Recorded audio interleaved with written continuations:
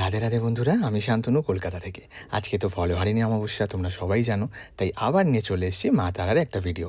আমাদের গার্ডেন রেসে ছোট্ট সঙ্গে প্রতি বছরই পুজো হয়ে থাকে, তার ভিডিও আমিও পোস্ট করে থাকি। তোমরা যারা হয়তো আগে দেখেছো তারা হয়তো জানতে পারবে। তো আজকেও সেই ভিডিও নিয়েই চলে এসেছি। শুভ সন্ধ্যার অনেক শুভেচ্ছা তোমাদের সকলকে। আর মন্দিরের ভেতরটা দেখো কত সুন্দর করে কাকার ভাই মিলে ডেকোরেশন করেছে। তোমরা তো জানোই প্রতি বছর আমরা সাজিয়ে থাকি, তো এবছরও সেটাই হয়েছিল। শুধু দেখো মাকে কতটা সুন্দর লাগছে।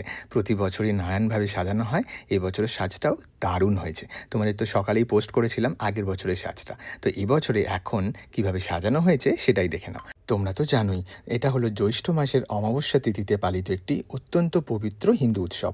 এই দিনে দেবী কালিকা ফলহারিণী বা অশুভ কর্মকলের হরণকারী রূপে পূজিত হন।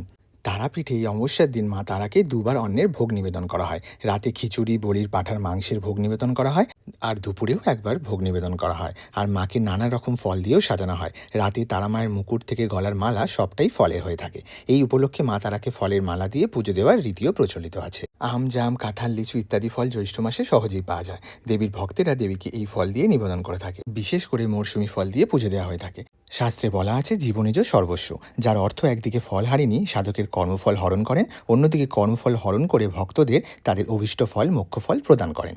ভিডিওটা কেমন লাগলো অবশ্যই জানিও। মা তারার সাথে মা শীতলালও দর্শন করিয়ে দিলাম। দেখা হচ্ছে নতুন কোনো ভিডিওতে। And keep smiling.